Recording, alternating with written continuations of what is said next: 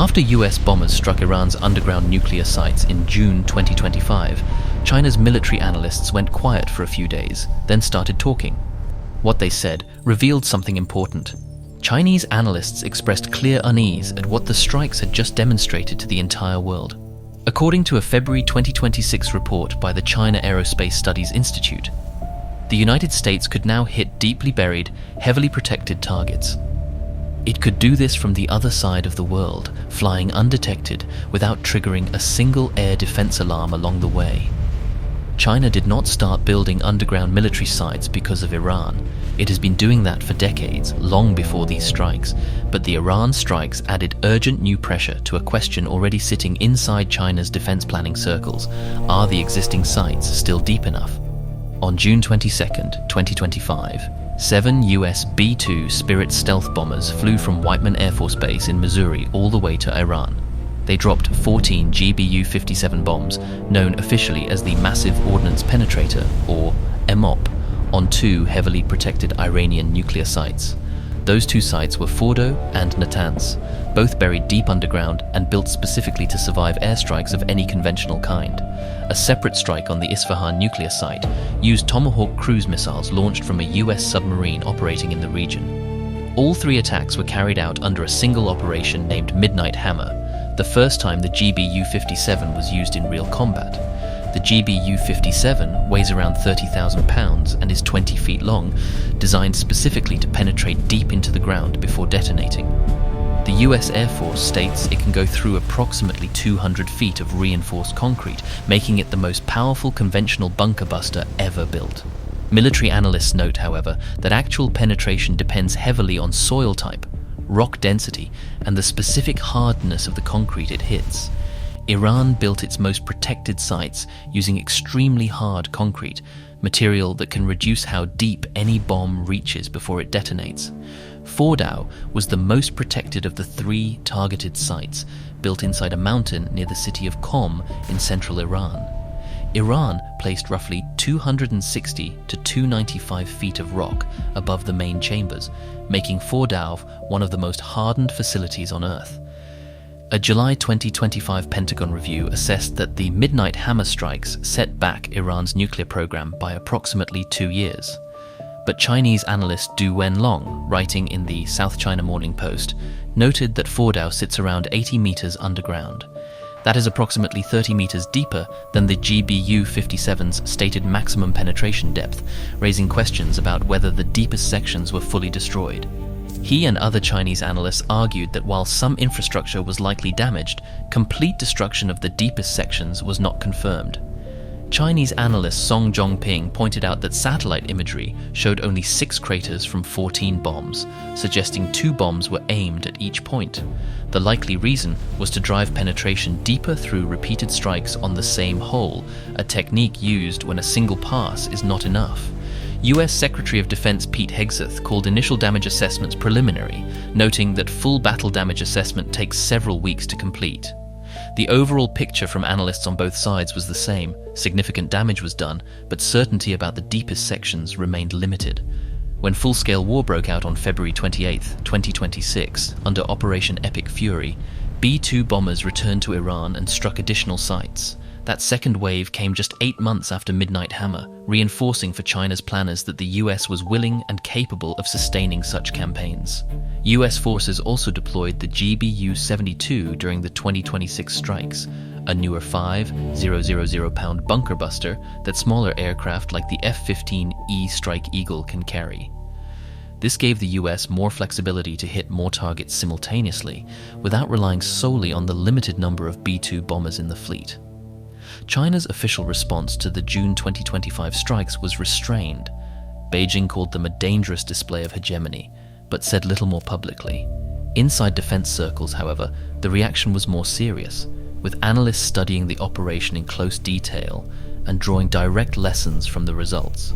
The KSI report, published in February 2026, stated directly that the Iran strikes raised concerns about the security of China's own nuclear deterrent.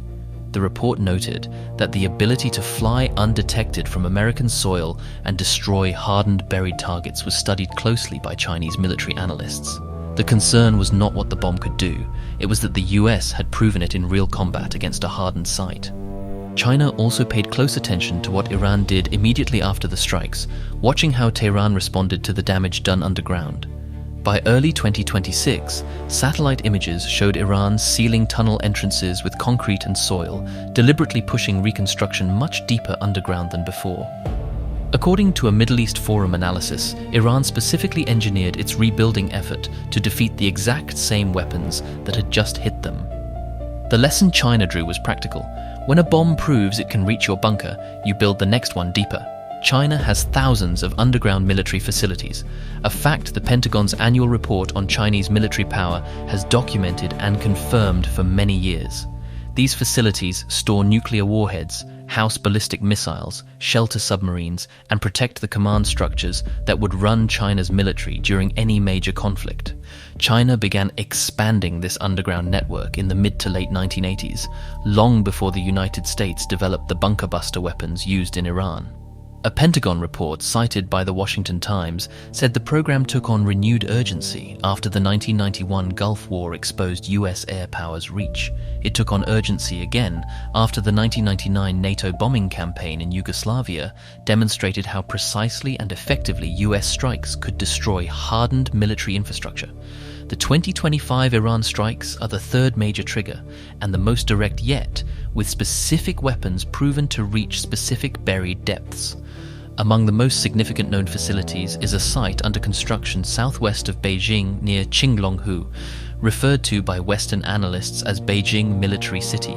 Defense researcher Cindy Hurst, writing for the US Foreign Military Studies Office in 2025, described it as an underground command complex covering 6 square kilometers. That is roughly 10 times the floor area of the Pentagon, believed to shelter China's top leadership during high-intensity or nuclear conflict. A former senior US official told Axios in January 2025 that Chinese leaders designed the new facility specifically to resist US bunker buster weapons. China also built over 320 underground missile silos between 2021 and 2025, according to research published in the Bulletin of the Atomic Scientists. The silos are spread across Yunnan in Gansu province, Hami in Xinjiang, and Ordos in Inner Mongolia, all built for the DF-41 intercontinental ballistic missile. They are built for the DF-41 intercontinental ballistic missile, a weapon with a range capable of reaching the continental United States. In February 2026, Chinese experts published a formal proposal calling for deeper underground infrastructure across Western China, reported by the South China Morning Post. Zheng Shishu, chief technical expert at State-Owned Power Construction Corporation of China, stated that critical facilities should be buried deep underground in inland regions. The goal, he said, was to protect those facilities from potential military strikes or aerial surveillance, a direct response to what happened in Iran. Analysts at CASI say China's response is built around 2 clear strategies, both of which were accelerated by the results of the Iran strikes. The first strategy is dispersion, moving sensitive military assets away from China's coastline toward inland regions naturally shielded by mountains and distance. The second strategy is depth, building new sites deeper than existing ones, using proven US bunker buster reach as the standard to beat. The United States is aware of the limits of the GBU-57 and has already moved to develop a more powerful replacement. The Department of Defense has accelerated development of the next-generation penetrator, described in Pentagon documents as offering superior technology to the current MOP. The Air Force is also restocking its GBU-57 inventory through a Boeing contract worth over $100 million, replacing weapons expended during the Iran strikes.